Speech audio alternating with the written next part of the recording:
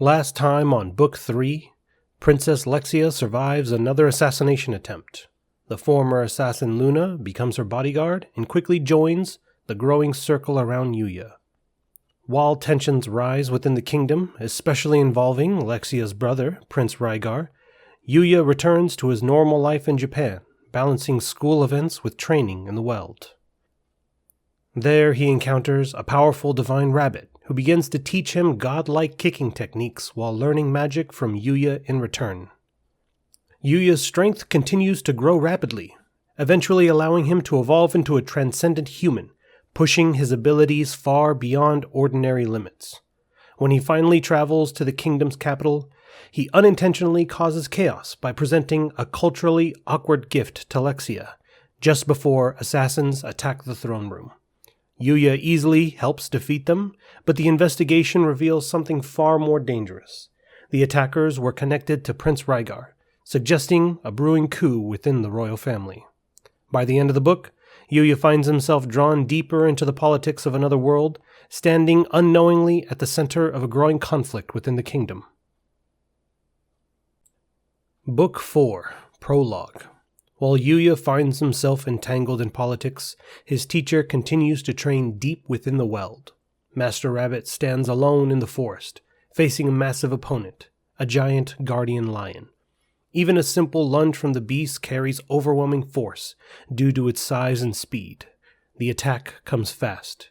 Master Rabbit slips past it effortlessly.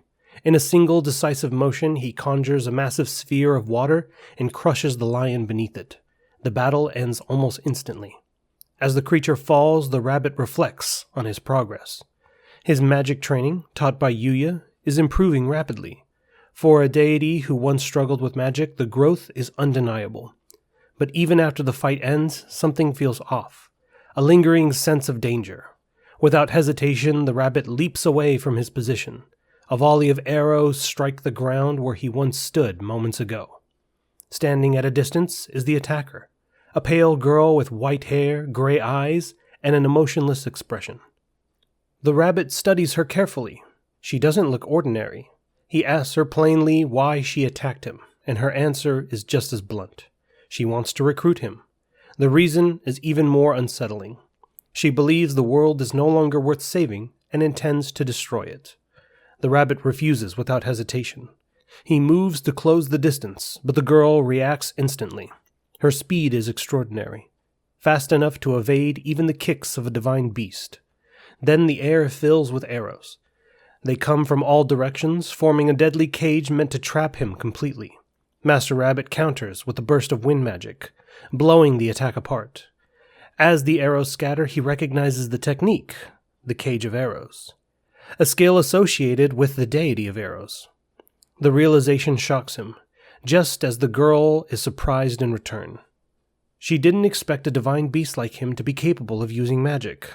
The rabbit casually thanks Yuya out loud for teaching him, and the name changes everything. The girl's expression doesn't shift, but her intentions clearly do. Anyone capable of teaching a deity is no longer just an unknown variable. He's a threat. Without another word, she abandons the fight. A surge of demonic aura erupts from her body as she retreats, launching another wave of arrows to block the rabbit's pursuit. Even with his improved magic, Master Rabbit cannot close the distance in time, and she disappears. The forest falls silent again, and for the first time since the fight began, he hesitates. A question lingers in his mind. Who was that girl? What connection does she have with the deity of arrows? And more importantly, by speaking Yuya's name, did he just place his student in danger? Chapter 1. The Adventurers Guild. After traveling across the Arcelia Kingdom and arriving at the capital, Yuya is immediately thrown into chaos. The failed assassination attempt on King Arnold had left the castle on high alert, with guards searching everywhere for the prime suspect, Prince Rygar. For the time being, Yuya, Owen, and Luna remain on standby, tasked with protecting Princess Lexia, but that plan does not last long. Lexia quickly decides that staying inside the castle is the worst possible place to be. According to her logic, if assassins are targeting her, they'll obviously search the castle first. Therefore, the safest option is to leave the castle, more specifically to go into town with Yuya. The excuse is thin at best, and no one buys it. Luna immediately objects, insisting that if anybody should go outside, it should be her. Lexia refuses to back down. The argument escalates, with neither side willing to compromise. Meanwhile, Yuya and Owen stand off to the side, quietly accepting defeat before the situation is even resolved. In the end, the argument solves itself. The two girls grab one of Yuya's arms each and drag him into the capital city. The outing quickly turns into a full tour of the city. Jewelry shops, blacksmiths, market stalls. Everywhere they go, Lexia and Luna stay close, clinging to each one of Yuya's arms. Owen follows at a distance, watching over them while pretending not to be involved. Yuya does his best to keep his eyes forward, but the situation doesn't go unnoticed. Between his striking appearance and the two beautiful women at his sides, the group draws constant attention from the townspeople. Even in simple clothing, Lexia and Luna stand out effortlessly. Together, they're impossible to ignore.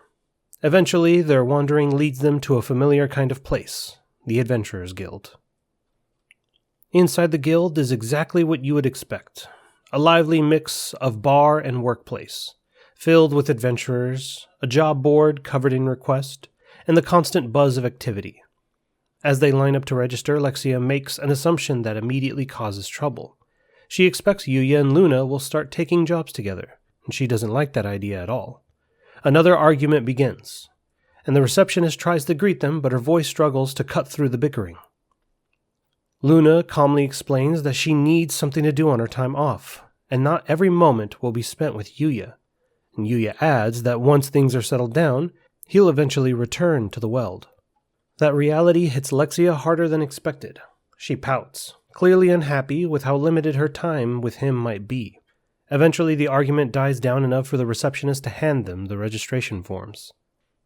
As Yuya looks over the paperwork, a few sections catch his attention. One asks for elemental affinity. He briefly considers writing all, but then decides against it. Another asks about monoreserves. He wonders if he's supposed to write the exact number from his stats. But before he can decide, the receptionist brings out a measuring crystal, a tool designed to evaluate mono without revealing exact values. Luna goes first, and the crystal glows yellow. She nods as if the results are exactly what she expected, and then Yuya places his hands on it. The crystal cracks, and then completely shatters. Yuya immediately panics, worried that he just broke something expensive and will have to pay for it. The receptionist, however, looks more surprised than upset. She quickly assures him that it's fine. Luna doesn't seem shocked at all. Lexia, on the other hand, claps excitedly. She's only heard of legendary elves producing results like that. With the forms filled out, the process continues. Luna lists her proficiencies in daggers and hand-to-hand combat, though she emphasizes her preference for her threads. Yuya lists swords and spears, along with fire, wind, and water magic. The receptionist nearly chokes reading the combination. When Yuya nervously asks if it's unusual, she casually replies that it's perfectly normal, in fairy tales. Relieved that he didn't write all attributes, Yuya lets that comment slide. Their forms are processed through a magical device, which produces their guild cards, and they both start at F rank. At this level, they can take on basic missions, or one slightly above their rank. Luna quietly remarks that the system is similar to the Guild of Darkness, though the receptionist politely ignores that statement.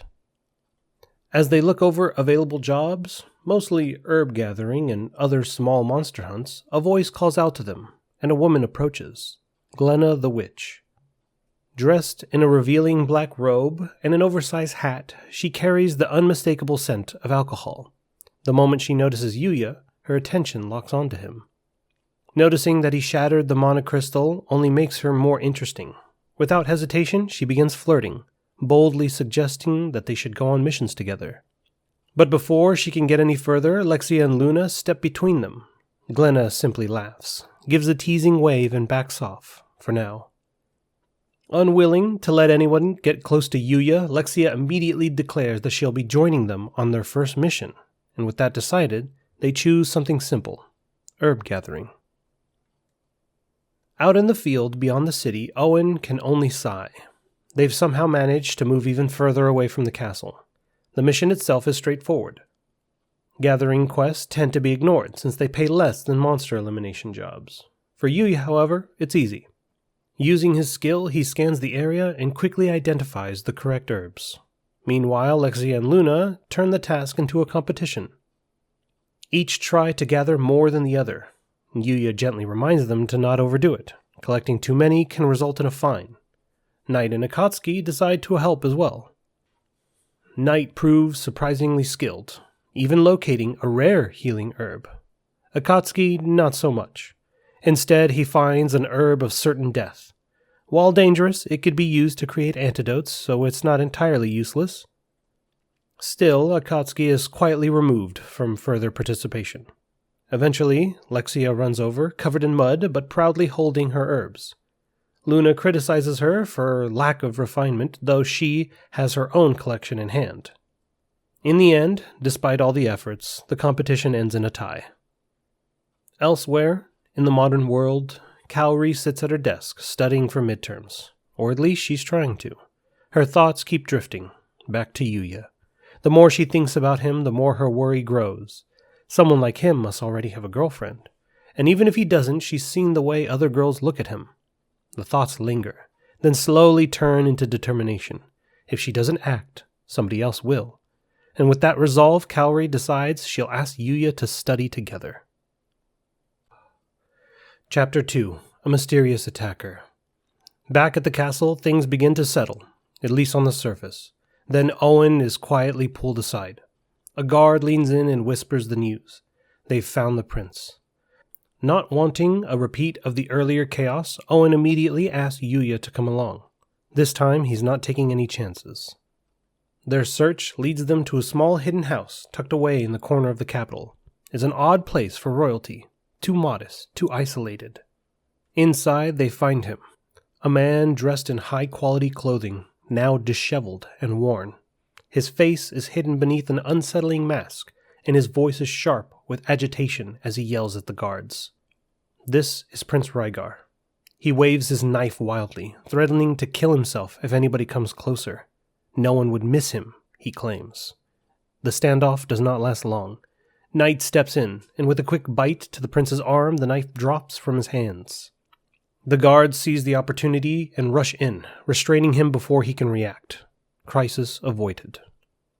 Knight proudly walks back over, clearly pleased with himself, and immediately earns praise and pets for a job well done. As Owen begins to thank Yuya and Knight, the moment is shattered, and an arrow crashes through the window.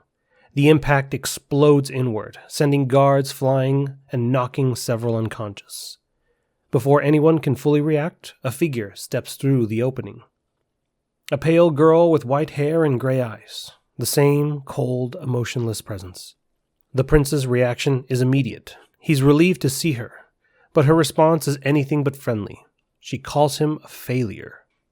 His expression tightens. Then she speaks plainly, without hesitation. She had only begun helping him so that he would become a terrible king, one who would wage pointless wars and bring about widespread suffering. Now that he's failed, he's no longer useful. She raises her knife, intending to kill him herself. Owen moves instantly, striking at her in defense of the prince.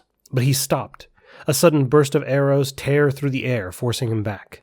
He assumes there's another attacker outside, but the girl corrects him. She's alone. The arrows were fired in advance, set up based on their predictable movements. But before anybody could respond, the house is flooded with another barrage.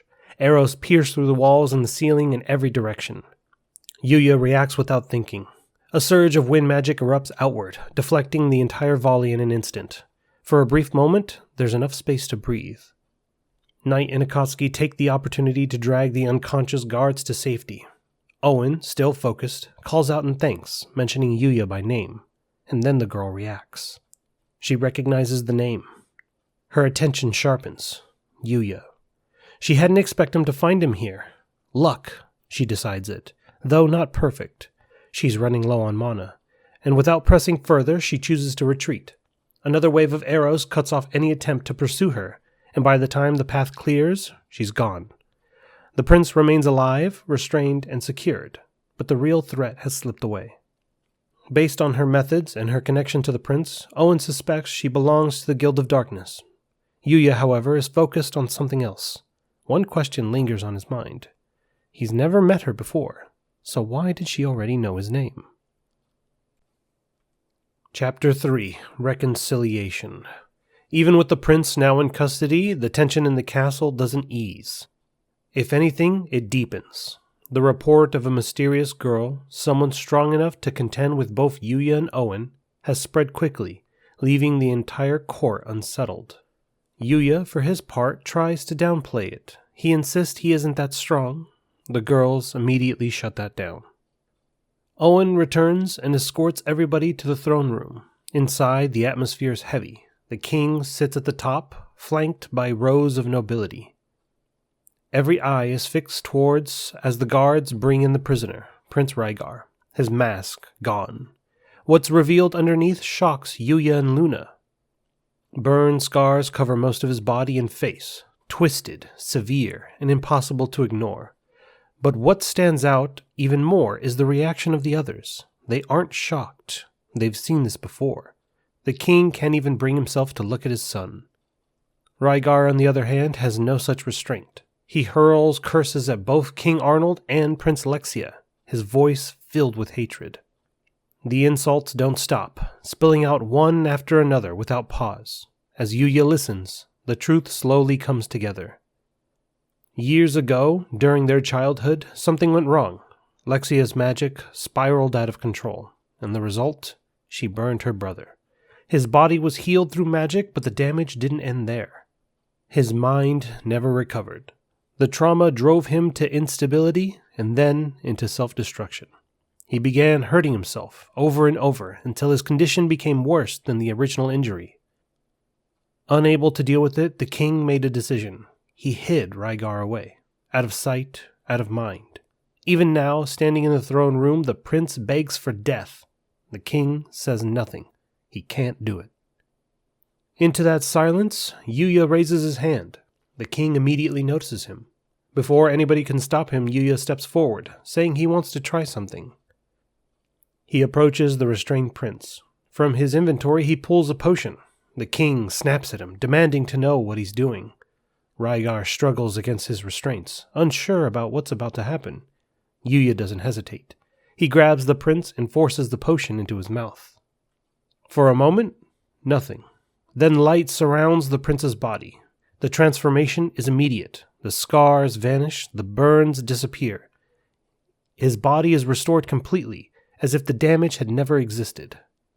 Even his original appearance returns. Yuya steps back, satisfied. The room falls into stunned silence. Too much time had passed. Those wounds shouldn't have been healable, even with magic. Questions erupt almost instantly. How did he do it? Yuya answers simply. The potion was made from an herb of complete healing, but the nobles don't believe him. Murmurs ripple through the room. That herb is nothing more than legend. Yuya calmly produces a second bottle, and a royal guard takes it and examines it with a skill and confirms it. It's real.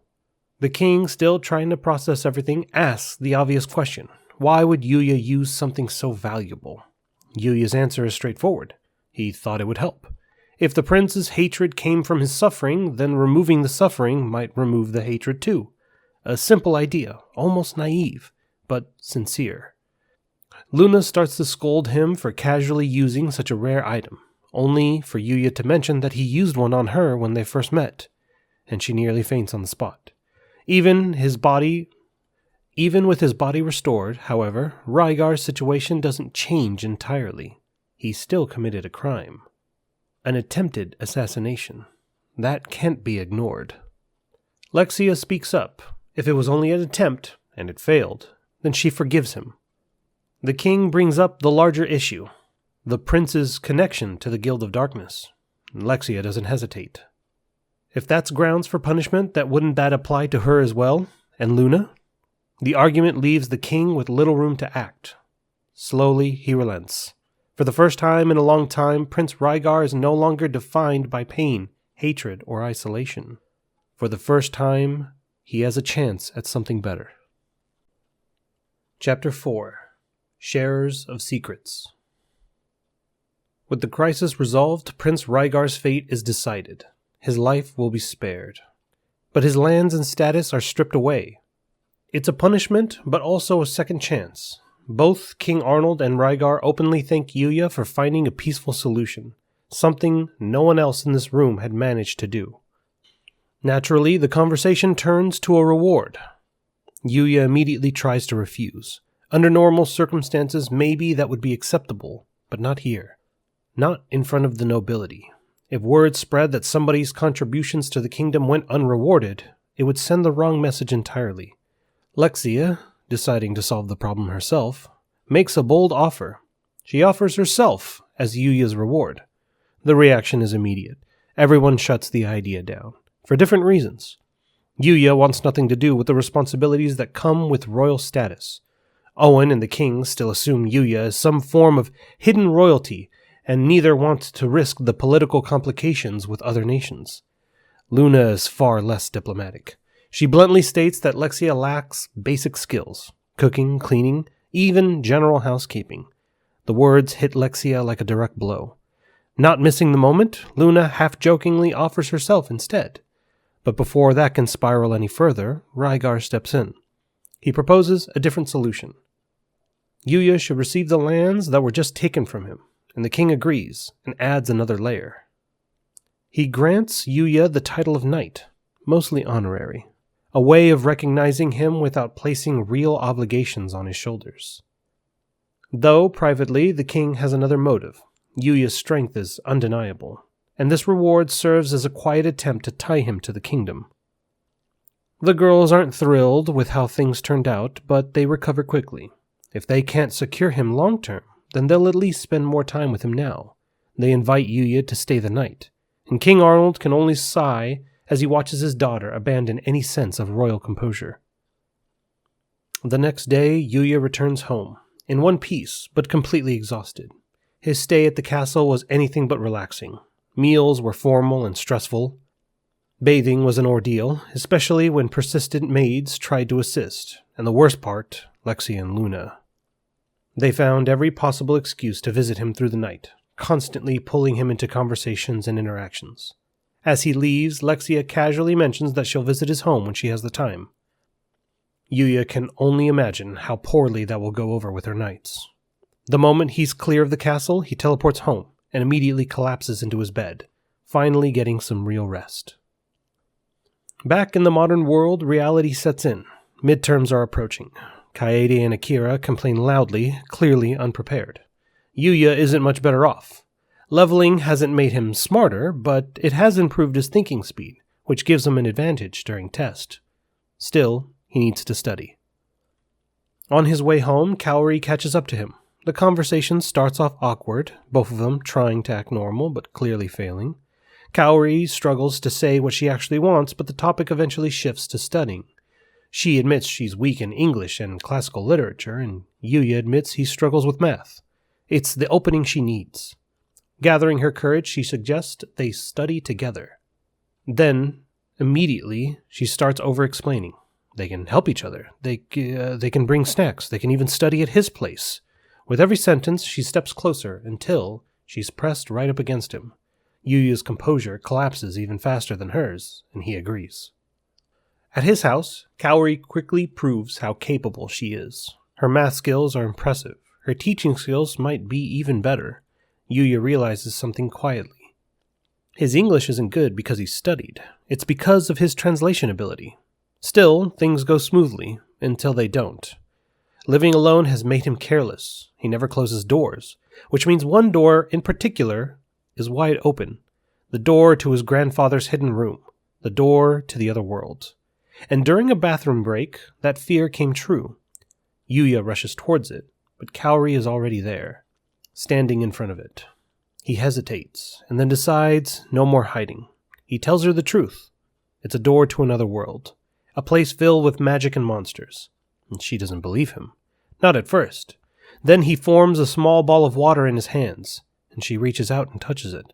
He explains everything, how he became stronger, how he was able to protect her, and this time she believes him, and then immediately runs off to use the restroom. Afterward, they step through the door together, into the forest. Yuya casually introduces Knight and Akatsuki as beings from this world. They respond, clearly.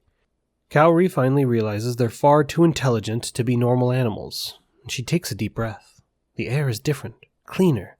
There's no denying it anymore. This isn't Japan. Her status window appears, and every stat is 10, and luck is 100. Even now, she's in a better standing position than Yuya ever was. Yuya admits the truth. This world changed him, gave him power. To him, it felt like cheating, but Kaori disagrees. Even before any of this, he chose to help her. That hasn't changed, and her words settle warmly in his chest. They decide to continue studying here, in the cabin.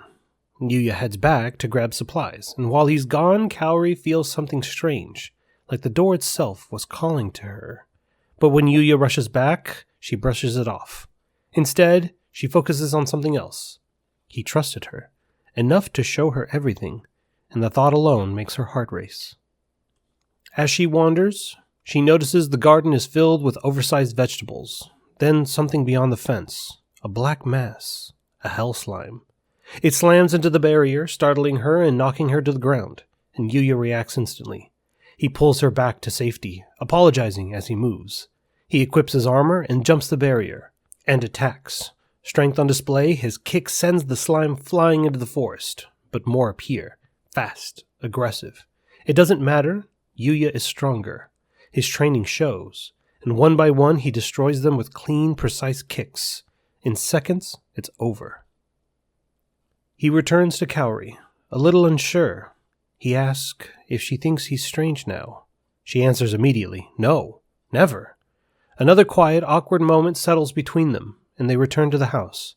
Kaori wonders more about the monsters.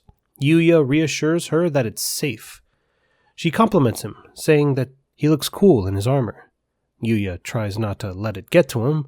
Then, a little shyly, he asks her to keep the door a secret. Kaori blushes, but not because of the request, but because now they share something just between them. Okay, so there's only a handful of things that didn't really make their way into my notes, and I guess I'm just going to put them here at the tail end of the video.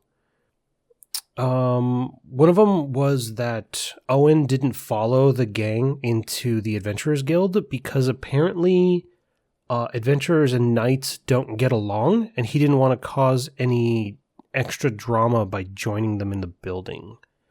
Another weird thing was they drew I think it happened more than once, but they referred to the receptionist as the red-eyed receptionist. I don't know why, but they drew attention to the fact that the receptionist in the Adventurers Guild has red eyes.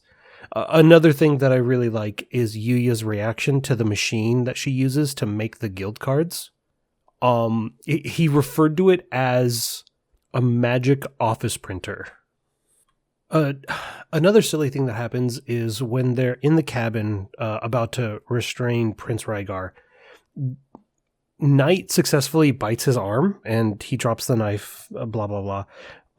When he struts back to Yuya, like chest puffed, all confident in what he just did, Yuya pats his head good dog, but Akatsuki also wanders over and pats Knight's head, and that's not too strange on its own, but they draw a lot of attention to it, and then on top of that, it gets its own illustration. Hopefully, if future Brownie remembers to do this, I'll put it on the screen, but out of all the situations happening right now, for that one to get an illustration is really funny to me. Another part is when they're still in the cabin and they're getting attacked by the girl. When Owen refers to Yuya by name, and then the girl is like, it's him, it's Yuya. She does ask him, "Hey, are you Yuya?" And he says yes. And then Owen looks at him, and he's like, "Why would you respond to her? Don't." Stop. And I just that needed to find its way into my notes. I didn't know how to worm it in there. Another weird bit of foreshadowing was when Yuya gets rewarded Prince Rygar's lands at the end of the situation, like his trial. There's like a weird bit of foreshadowing where Yuya's like, oh, cool, so I have a house here in this world that's not the cabin in the woods. So if anything happens in the modern world, I have somewhere else to live. And I thought to myself, why would you say that out loud? Why would you do that? And Kaori, when they are in the cabin, like studying at the tail end of chapter 4, she gets attacked by the hell slime, but it bounces off the barrier. And after the fight, Yuya reassures her that she's safe from anything because the barrier can withstand anything. And she has this little thought where she goes, oh, if this existed in modern Japan, there would be no need for security companies because they would just keep out anything with ill intentions. And I don't know, I thought that was cute. She immediately goes to the security aspect of it. Well, that's it. I will get around to read more soon.